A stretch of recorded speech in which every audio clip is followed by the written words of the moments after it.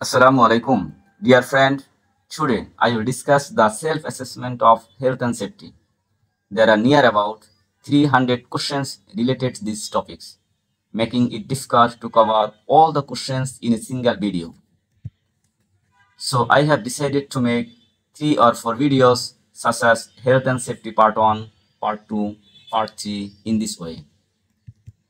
In this video, I will discuss 62 questions and the remaining question will be discussed in the next videos. Dear friend, I discuss all the questions in Bengali for a better understanding. Now I go through all the questions one by one. First question.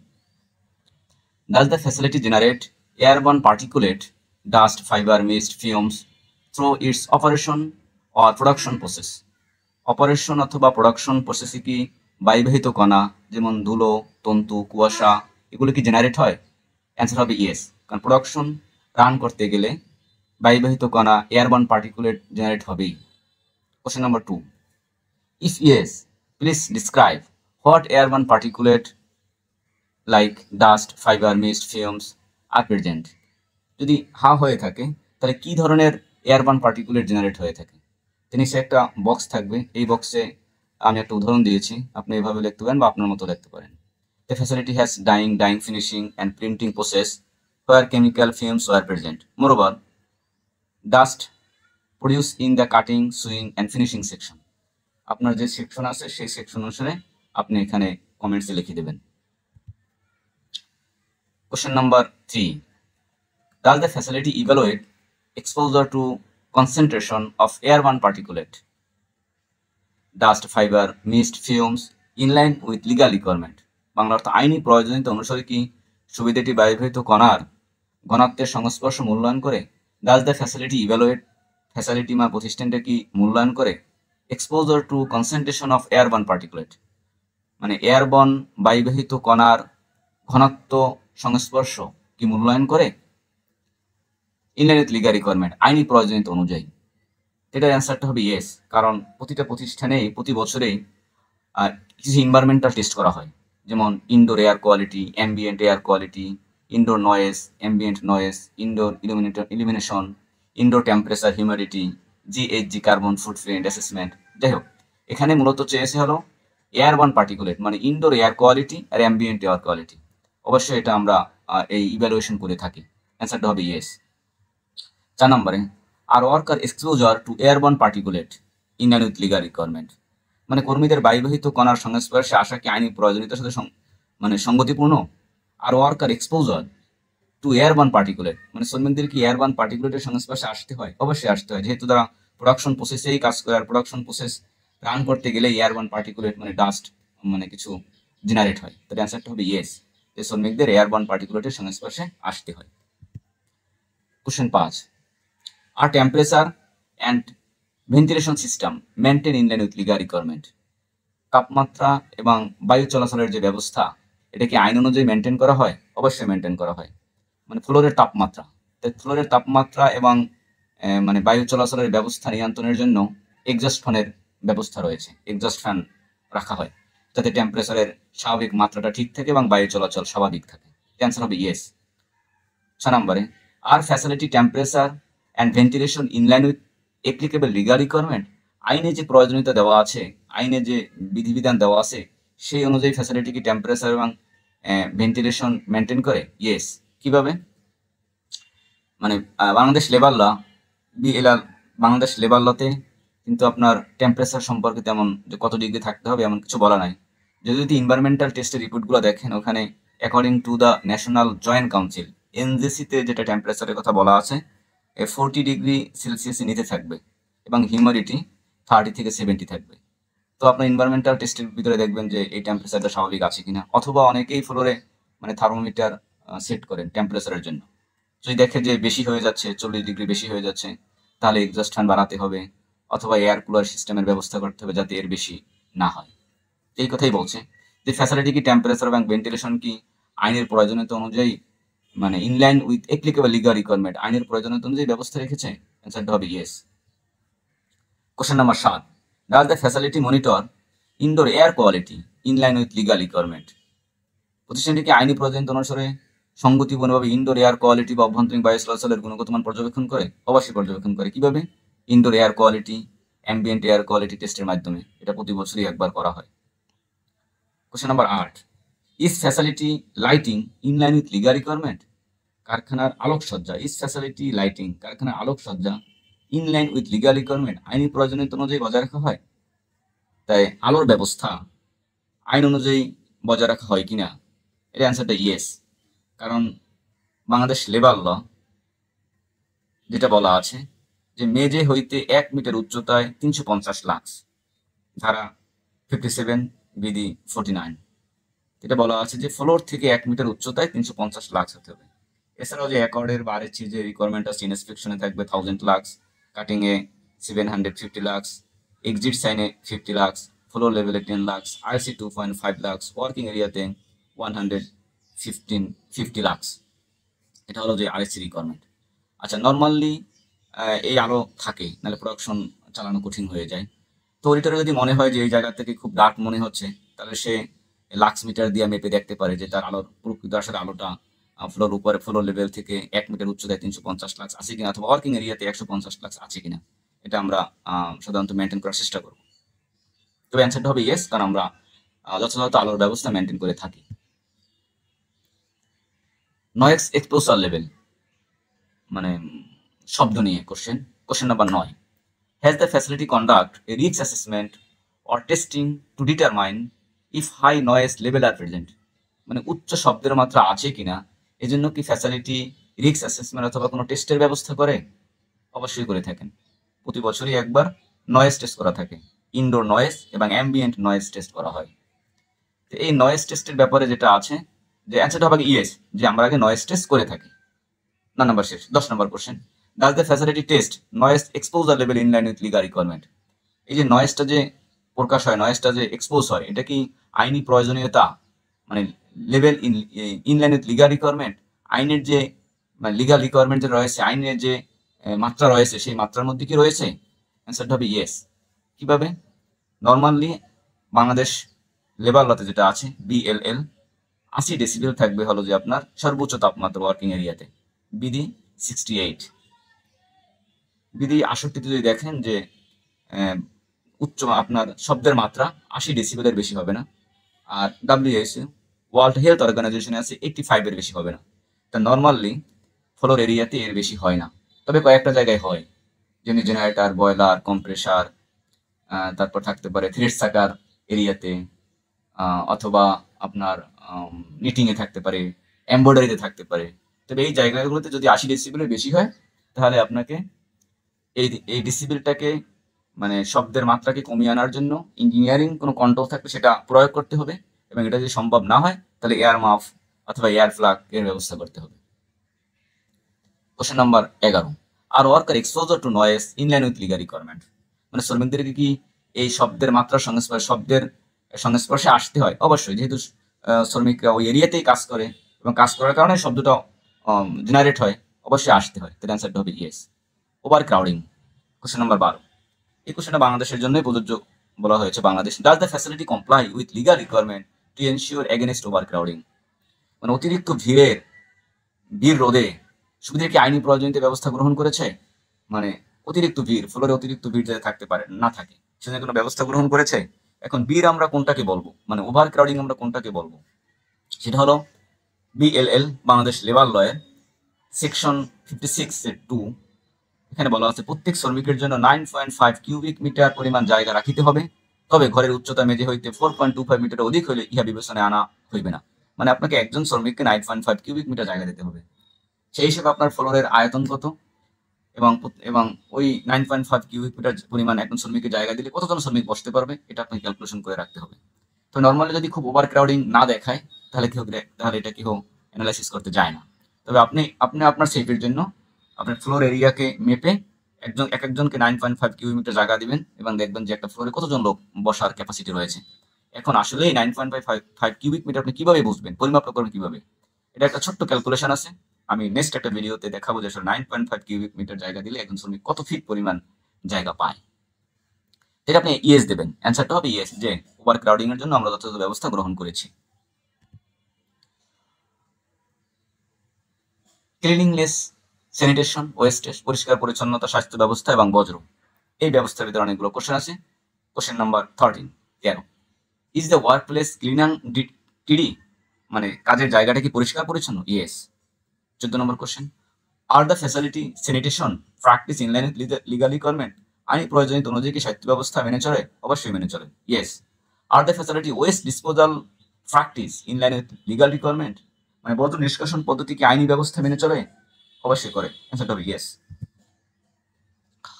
R waste disposal বা discharge permit available and up to date ECG licence, environmental clearance certificate, DO department of environment থেকে নিতে হয়।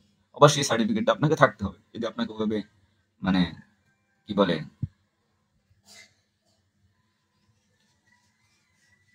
বজ্র নিষ্কাশন পদ্ধতি যদি আপনাকে মানে হ্যাজার্ডের যদি ওয়েস্টেজ প্রডিউস হয় যে প্রতিষ্ঠানে যেখানে এনভায়রনমেন্টাল লাইসেন্সের প্রয়োজন হয় সেখানে আপনাকে ইসিসি লাইসেন্স থাকতে হবে। Question number 17, does the facility have written procedure for classification, collection and disposal of wastage, মানে আপনাকে ওয়েস্টেজের ক্লাসিফিকেশন কিভাবে শ্রেণীবিন্যাস করবেন, কিভাবে সংগ্রহ করবেন, কিভাবে ডিসপোজাল করবেন, এই সম্পর্কে আপনাকে একটা পলিসি রয়েছে, রিটেন প্রসিডিউর রয়েছে। অ্যান্সারটা হবে ইয়েস। তাহলে আপনার যে এই ওয়েস্টেজ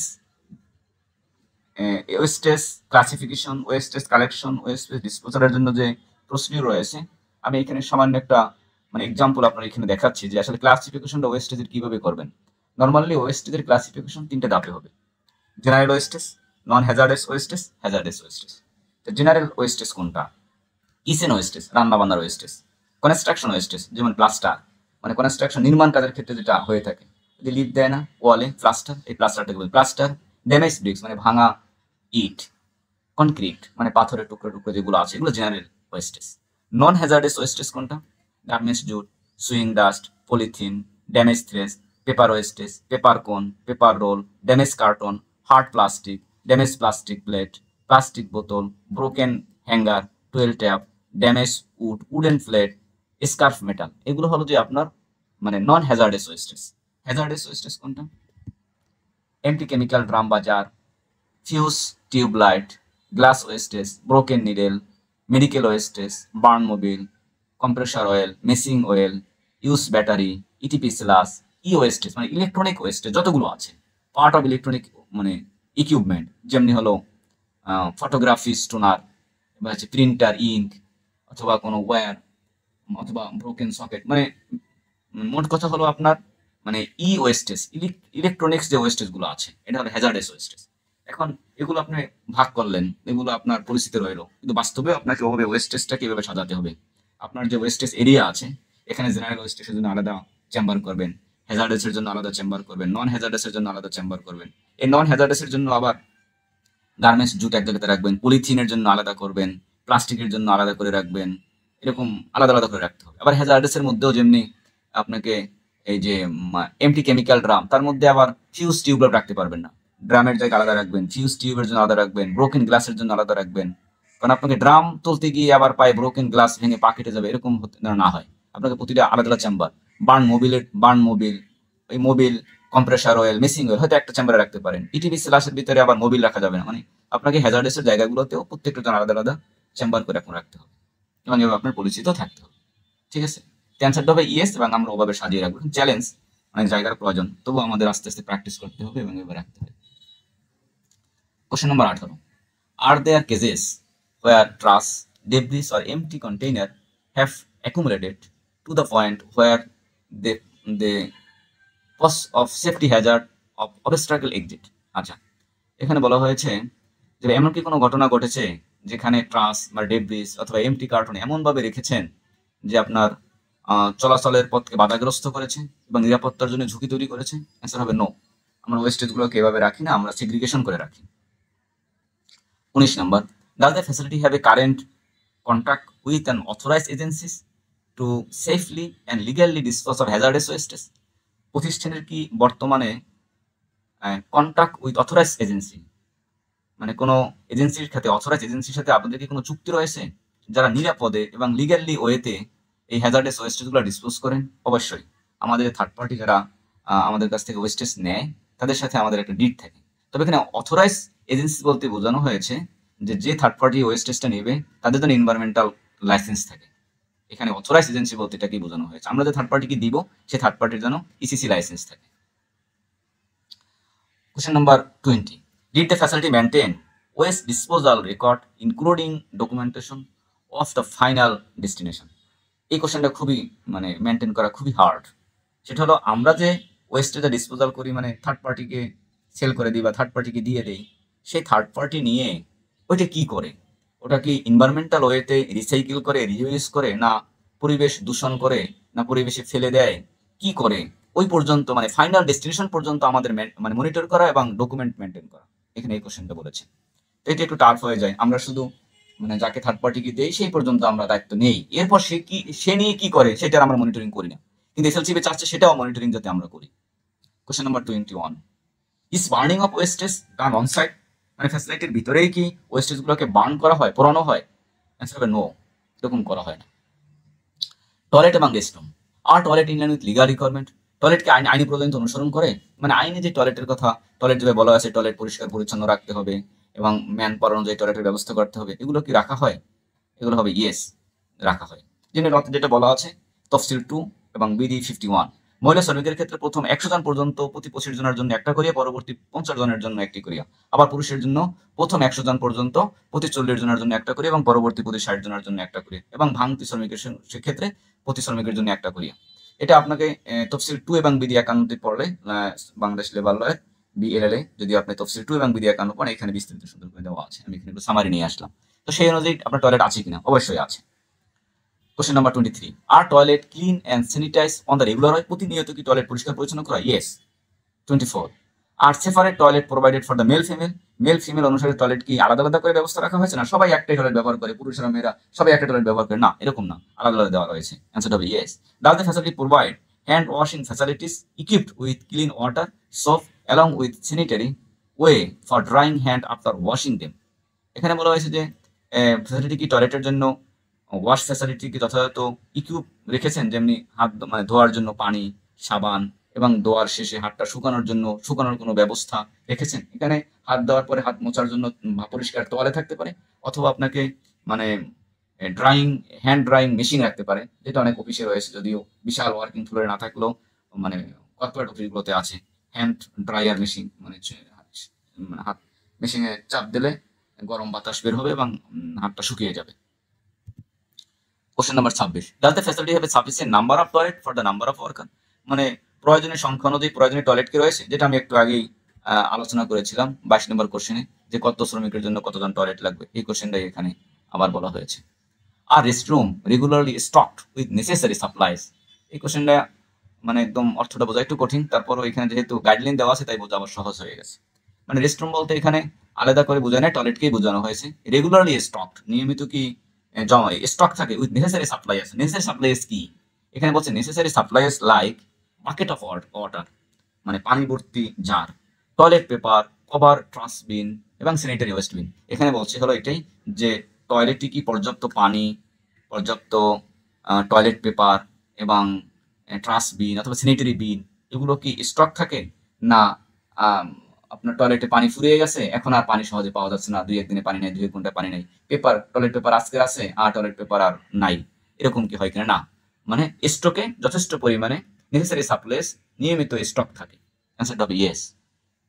আর অ্যাফোর্ডেবল মিনিস্ট্রাল প্রোডাক্ট, এই অ্যাফোর্ডেবল অর্থ সাশ্রয়ী মূল্যে, মিনিস্ট্রাল মানে মাসিক, প্রোডাক্ট মানে পণ্য। অ্যাফোর্ডেবল মিনিস্ট্রাল প্রোডাক্ট মানে সাশ্রয়ী মূল্যের মাসিক পণ্য available in the work place, মানে কর্মক্ষেত্রে কি এটা কি অ্যাভেলেবেল আছে? এই অ্যাফোর্ডেবল মিনিস্ট্রাল প্রোডাক্ট বলতে নিত্য প্রয়োজনীয়, সাশ্রয়ী মূল্যে নিত্য প্রয়োজনীয় আপনার পণ্যগুলো, এটা চাল ডাল এরকম হতে পারে। এটা অনেক প্রতিষ্ঠানে মানে সাশ্রয়ী মূল্যে প্রোডাক্ট বিক্রি করে, যেমন আমার বাজার, ফ্রেশ, আমার দোকান, বিভিন্ন নামে এরকম থাকতে পারে, যারা শ্রমিকদের জন্য সাশ্রয়ী মূল্যে বিক্রি করেন। যদি আপনাদের এরকম কোনো বেস্ট প্র্যাকটিস থেকে থাকে তাহলে আপনার এটা ইয়েস দিবেন, না থাকলে নো দেবেন। 29. Are worker allows access to toilet, restroom attend? যে কোনো সময় কি টয়লেটে যাওয়ার অনুমতি রয়েছে? ইয়েস।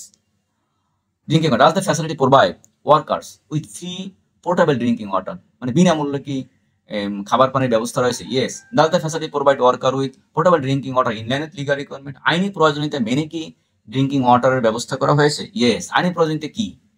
এই যে আপনি দেখেন বিডি 15 এখানে আছে পান করার পানি ড্রিঙ্কিং ওয়াটার সম্পর্কে প্রতিটা প্রতিষ্ঠানের সকল শ্রমিকের জন্য সহজগম্য সুবিধাজনক স্থানে পান করিবার জন্য বিশুদ্ধ পানির ব্যবস্থা রাখিতে হবে, মানে বিশুদ্ধ পানি থাকতে হবে ও স্বাস্থ্যসম্মত উপায়ে সংরক্ষণ করিতে হবে। পান করিবার পানি সংরক্ষণের স্থানটি কোনো প্রতিষ্ঠানে কোনো ধৌতাগার, প্রক্ষরণ কক্ষ অথবা শৌচাগার হইতে 6 মিটারের দূরত্বে স্থাপন করিতে হবে, মানে 6 মিটারের মধ্যে থাকবে না। জীবাণুমুক্ত উপযুক্ত পাত্র রাখিতে হবে এবং সকল প্রকার সংক্রমণ মুক্ত রাখিবার ব্যবস্থা গ্রহণ করিতে হবে। বছরে একবার সরকারের গণস্বাস্থ্য প্রকৌশল বিভাগ বা সরকারের অন্য কোনো প্রতিষ্ঠান বা সরকার কর্তৃক অনুমোদিত যে কোনো প্রতিষ্ঠান নিকাশ হইতে মালিকের লিখিত প্রত্যয়নপত্র সংরক্ষণ করিতে হবে। আপনার বিস্তারিত জানার জন্য বিধি 50 পান করিবার পানি এখানে আরো একটু বিস্তারিত আছে, আমি শর্টটা নিয়ে আসছি, ওখানে পড়লে বুঝতে পারবেন। মূলত আপনাকে বিশুদ্ধ পানি দিতে হবে এবং প্রতি বছর একবার জনস্বাস্থ্য প্রকৌশল বিভাগ থেকে আপনাকে পরীক্ষা করাতে হবে যে পানির গুণগত মান ঠিক আছে কিনা, এবং এই রিপোর্টটা যেখানে পান করা পানি ওখানে লাগিয়ে রাখবেন এবং স্পষ্ট অক্ষরে রেখে রাখতে হবে বিশুদ্ধ পানি মানে পান করার পানি। Question number 32. Our worker allows access to drinking water at any time. যে কোনো সময় কি শ্রমিকরা পান করার পানি ওখানে যাওয়ার অনুমতি রয়েছে? Yes. Building safety. Are building construction by structural safety and certificate in line with legal requirement. আইনি প্রয়োজন অনুযায়ী কি বিল্ডিং এর কনস্ট্রাকশন স্ট্রাকচারাল সার্টিফিকেট রয়েছে? কনস্ট্রাকশন সার্টিফিকেট কে দেবে? যদি আপনার পৌরসভার ভিতরে হয় তাহলে পৌরসভা থেকে ইঞ্জিনিয়ার দেবে কনস্ট্রাকশন স্ট্রাকচারাল সার্টিফিকেট, আর যদি পৌরসভার বাইরে হয় তাহলে এই অ্যাপ্রুভালটা 4টা ডিপার্টমেন্ট যৌথভাবে দেয়, যেমনি আপনার ডিসি অফিস, গণপূর্ত ভবন, এলজিআরডি, পরিবেশ অধিদপ্তর, এই 4টা বিভাগ থেকে সিল সিগনেচার করে দেয়। Question number 34. Do do approve building plan reflect the current building structural and use? মানে আপনি স্ট্রাকচারাল প্ল্যান যেভাবে নিছেন সেভাবেই কি ব্যবহার করেন না কোনো বিকৃত হয়েছে? না, যেভাবেই নেওয়া হয়েছে সেভাবেই ব্যবহার করি। Yes. Has there been or are there currently cases of concern about the physical integrity and stability of the facility? গুরুত্বপূর্ণ কোশ্চেন।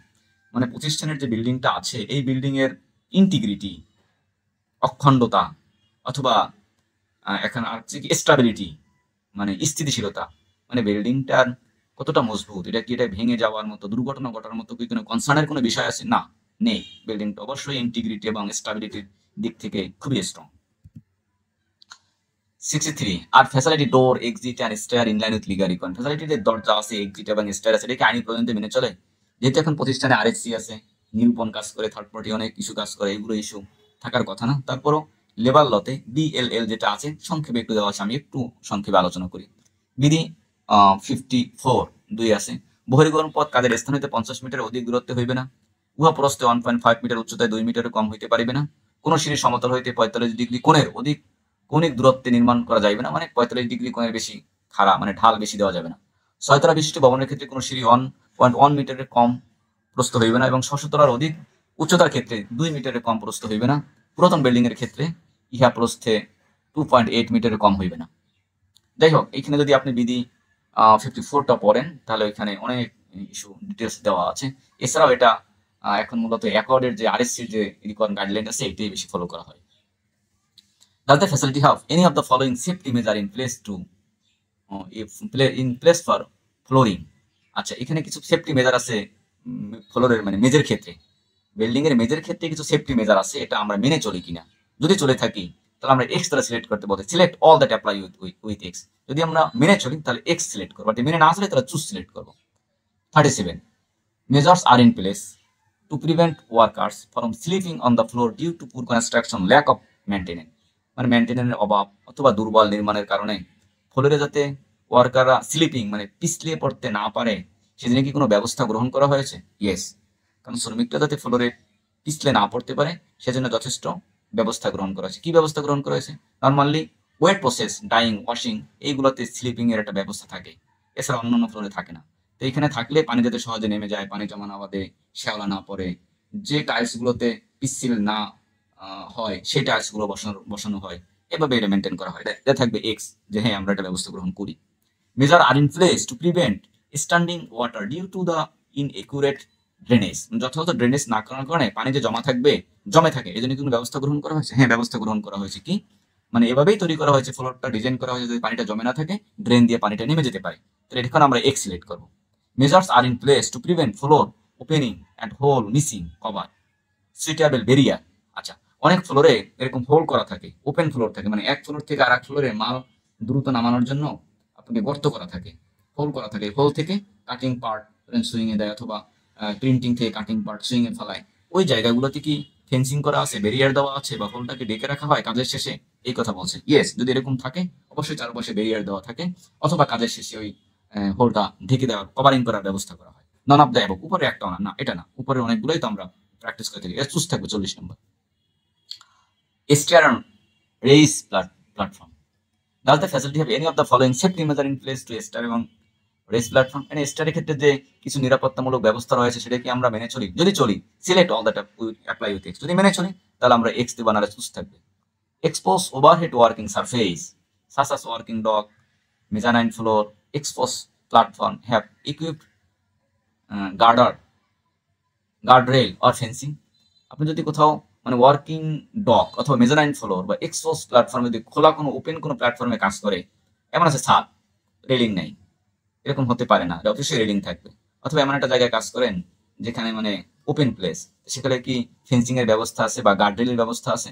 অবশ্যই প্রত্যেকটা জায়গাতে এরকম ব্যবস্থা আছে। এমন কোনো ওপেন স্পেস নাই যেখানে রেলিং নেই অথবা গার্ডরেল নেই, এটা এক্স থাকবে। All stairway are equipped with handrail are good condition. আপনার যত সিঁড়ি আছে সেখানে কি হ্যান্ডরেল আছে, এবং হ্যান্ডরেলটা কি গুড কন্ডিশনে আছে না নড়বড়ে আছে, ভেঙে যাবে, এরকম নড়বড় করে এরকম কি না? প্রত্যেকটা স্টেয়ারেই তাকে যথেষ্ট পরিমাণে আইন মেনে রেলিং এর ব্যবস্থা করা হয়েছে এবং এটা গুড কন্ডিশনে আছে, এক্স থাকবে। অল ফ্যাসিলিটি স্টেয়ারওয়ে স্টেপ আর ইভেন, স্টেপ আর ইভেন মানে ধাপগুলো কি সমান? স্টেয়ার মানে সিঁড়ির ধাপগুলো কি সমান? একটা ধাপ আছে 12 ফিট 12 ইঞ্চি, আর একটা 14 ইঞ্চি, একটা 13 ইঞ্চি, একটা 9 ইঞ্চি, এরকম কি না? সমস্ত স্টেপগুলো, ধাপগুলো, স্টেপ আর ইভেন, স্টেপগুলো কি সমান? হ্যাঁ, অবশ্যই স্টেপগুলো সমান, না তো অ্যাক্সিডেন্ট ঘটবে, নামতে পারবে না। All facility step surface are made from the slip resident materials or anti slip protection. মানে আপনার যে স্টেপগুলো আছে, মানে the facility step surface, এই যে উপরিভাগটা, এটা কি স্লিপ প্রতিরোধী, মানে এন্টি স্লিপ প্রোটেকশন, মানে স্টিল খাবে না, এরকম কোনো বিরোধী ব্যবস্থা গ্রহণ করা হয়েছে? অবশ্যই আছে। মানে আপনাকে যে স্টেয়ার গুলো আছে বা স্টেয়ার গুলোর যে উপরিভাগ, এটা এমন কোনো ম্যাটেরিয়াল দিয়ে তৈরি না যেটা সহজেই পা পিছলে পড়ে যেতে পারে, ওটা ওইভাবেই তৈরি করা যাতে সহজে পা পিছলে না যেতে পারে, এন্টি স্লিপ প্রোটেকশন দিয়েই তৈরি করা আছে।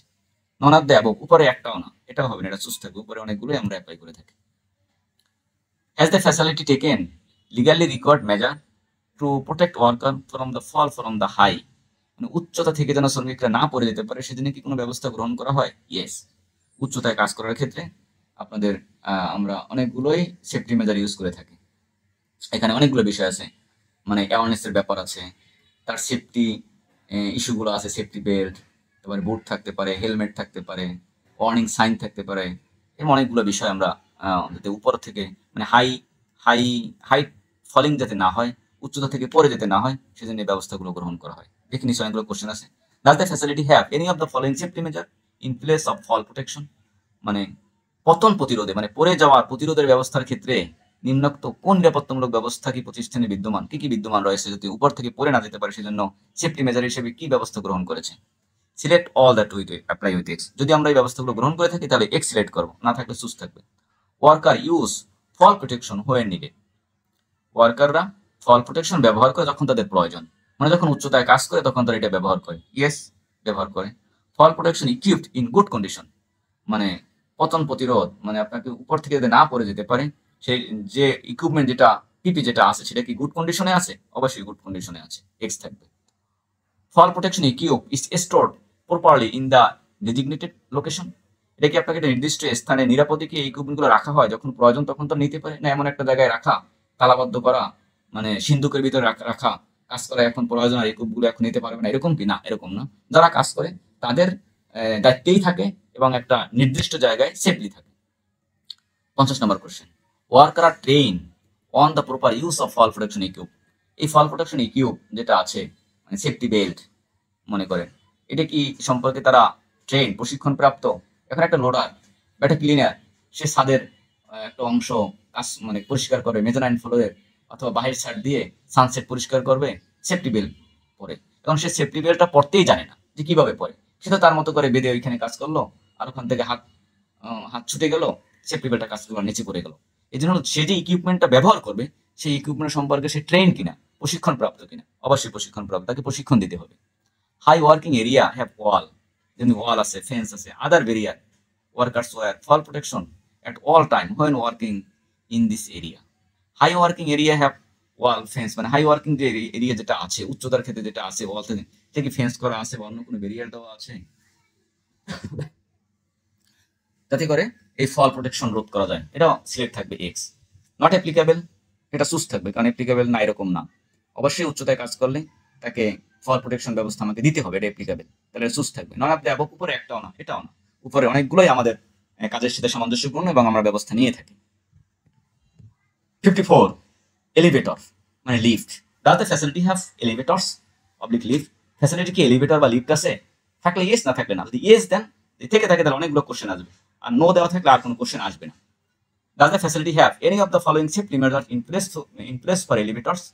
লিফটের জন্য নিরাপত্তামূলক কোন লিফটের জন্য নিম্নোক্ত কোন নিরাপত্তামূলক ব্যবস্থা প্রতিষ্ঠান বিদ্যমান আছে কি? মানে does the facility have any of the following safety measure? ফ্যাসিলিটির কি কোনো নিরাপত্তামূলক ব্যবস্থা আছে ইন প্লেস মানে কর্মক্ষেত্রে ফর এলিভেটর লিফটের ক্ষেত্রে? দেখি আমরা select select all that apply with ex. যদি থেকে থাকে তাহলে যদি আমরা থেকে থাকে তাহলে আমরা এক্স সিলেক্ট করব, এক্স কে অ্যাপ্লাই করব। এলিভেটরস পাবলিক লিফট আর ইনস্পেক্টেড রেগুলারলি। এলিভেটর বা লিফটকে আমরা প্রতিনিয়ত ইন্সপেকশন করে থাকি, ইয়েস মানে এক্স সিলেক্ট করবো, কারণ আমরা করি। ইন্সপেকশন কিভাবে করি? নর্মালি ইন্সপেকশন করা হয়, তাদের কাছ থেকে লিফট পারচেস করা হয়, ওদের ইঞ্জিনিয়ার এসে প্রতি মাসে একবার ইন্সপেকশন করে যায়, কোথায় কোনো সমস্যা আছে কিনা, কোথাও মোবিল দেওয়া লাগবে কিনা, কি করতে হবে, এটা প্রতি মাসে একটা ইন্সপেকশন করে যান এবং আমরা ওটা রেকর্ড দিয়ে সিগনেচার করে যান, এগুলো ঠিক আছে কিনা টিক টিক দিয়ে করে যান। অথবা আপনার যদি না থাকে তাহলে যাদের কাছ থেকে পারচেস করেছেন তাদের সাথে কমিউনিকেশন করেন যে প্রতি মাসে আমাদের কিন্তু একবার আপনার ইন্সপেকশন করে দিতে হবে। আচ্ছা, অথবা আপনাদের কোনো ইঞ্জিনিয়ার এনে আপনি প্রতি মাসে একবার ইন্সপেকশন করে রেকর্ড রাখতে হবে। 56 এলিভেটরস load capacity to number of people kg is clearly displaced in all elevator। মানে লিফটের ভিতরে আপনাকে লিফটের ক্যাপাসিটি বা লোড ক্যাপাসিটি সম্পর্কে স্পষ্টভাবে লিখে দিতে হবে, যেমনি 10 জন 10% অথবা মানে 1 টন 1000 কেজি অ্যালাউ, এটাকে আপনাকে লিখে দিতে হবে। সর্বোচ্চ ক্যাপাসিটি 10 জন, সর্বোচ্চ ক্যাপাসিটি 1 টন, এভাবে আপনাকে লিফটের গায়ে স্পষ্টভাবে লিখে দিতে হবে, এটা লিফটের ক্যাপাসিটি অনুযায়ী। All elevators have a sign warning against their use in case of emergency. Don't use elevator in case of emergency, মানে জরুরি মুহূর্তে লিফট ব্যবহার নিষিদ্ধ, জরুরি ব্যবহারে লিফট ব্যবহার করা যাবে না, এই সাইনটা যেন লিফটের গায়ে থাকে। মানে ভূমিকম্প, অগ্নি দুর্ঘটনা, জরুরি মুহূর্ত, এরকম সময় যেন লিফট ব্যবহার না করে, এই সতর্কতামূলক সাইনটি লিফটের গায়ে থাকতে হবে। Safety device have been fixed on elevator door to prevent them from opening unless the elevator is present. আচ্ছা, অনেক ক্ষেত্রে হয় দেখবেন প্রতিটা তালাই প্রতিটা ফ্লোরেই লিফটের দরজা আছে, লিফট যখন ওই ফ্লোরে আসে তখন দরজাটা খুলে যায়, এটা স্বাভাবিক নিয়ম, মানে সেন্সর দেওয়া আছে, এই সেন্সরটা সেফটি সেন্সরটা ফিক্সড করা আছে, ডিভাইসটা ফিক্সড করা আছে। এখন এমন না হয় যে লিফট আসে নাই বাট বাটনে ক্লিক করছে আর দরজাটা খুলে গেছে, এরকম যেন না হয়। তাহলে মানুষ কিন্তু আনমনে যখনই দরজা খুলে যাবে সে মনে করবে লিফট চলে আসছে, সে কিন্তু পা দেবে, আর পা দিলে সে ওই লিফট সে যে ফ্লোর থেকে পা দেবে সেখান থেকে কিন্তু একদম গ্রাউন্ড ফ্লোরে চলে মানে দুর্ঘটনা করতে পারবে। এই জন্য এই সেফটি ডিভাইসটা অবশ্যই থাকতে হবে, লিফট না আসলে যেন লিফটের দরজাটা না খোলে। এখানে বলছে হ্যাঁ, এটা অবশ্যই প্রতিটা লিফটের এই সেফটি ডিভাইসটা দেওয়া আছে যে লিফট আসলে তারপর দরজা খুলবে, না আসলে খুলবে না। Elevator are wire to be inoperable when elevator door are open. আচ্ছা, একটা হচ্ছে যে এলিভেটর ডোর যদি ওপেন না হয় তাহলে লিফটটা মানে চলবে না, কাজ করবে না, ইনঅপারেবল অকার্যকর থাকবে। এর মানে হলো মানে আপনাকে লিফট আসছে এবং লিফট দরজাটা খুললো না, লিফট উপরের ফ্লোরে চলে গেল, এরকমও যেন না হয়। আবার এমন আসছে লিফট আসছে দরজাও খুলছে, দরজা বন্ধ হয় নাই, লিফট উপরের দিকে উঠে যাচ্ছে, এটাও যেন না হয়। মানে wire to be inoperable, elevator are wire to be inoperable when elevator door are open. দরজা ওপেন হয় না অথবা দরজা ক্লোজ হয় না, কিন্তু লিফটটা ওপেন না হলে লিফটটা ইনঅপারেবল থাকবে, অকার্যকর থাকবে। অবশ্যই এই ডিভাইসটা সেট করা আছে। নন অফ দ্য অ্যাবভ উপরে একটাও না, না ঠিক না। লিফট থাকলে উপরে যেগুলো আছে সেগুলো অবশ্যই মানে অ্যাক্টিভ থাকতে হবে, সুস হবে। All elevator are lift in line with legal requirement. সমস্ত লিফট এলিভেটর যদি আইনি প্রয়োজনীয়তা মেনে চলে, আইনে যদি প্রয়োজনীয়তা বলি সেখানে আরেকটা বিষয় রয়ে যায়। আমরা তো ইন্সপেকশন সম্পর্কে উপরে কোশ্চেন ছিল, আরেকটা আছে ক্যালিব্রেশন। ইন্সপেকশন আর ক্যালিব্রেশন এক না। ইন্সপেকশন যে কোনো ইঞ্জিনিয়ার করতে পারে এবং ক্যালিব্রেশন করতে হলে অথরাইজ পার্সন দিয়ে, অথরাইজ প্রতিষ্ঠান দিয়ে আপনাকে ক্যালিব্রেশন করাতে হয় বছরে একবার, 12 মাসে একবার, এবং ক্যালিব্রেশন রিপোর্টটা আপনাকে রাখতে হবে। তো এই ছিল আজ পর্যন্ত 61 question. Are rest of the question, remaining of the question I will discuss the next video. একসাথে সবগুলো কোশ্চেন করলে অনেক বড় ভিডিও হবে এবং এটা আপনাদের ধৈর্য হারা হয়ে যাবেন শুনতে। তো আজকের মতো এখানেই সমাপ্ত করলাম। আসসালামু আলাইকুম।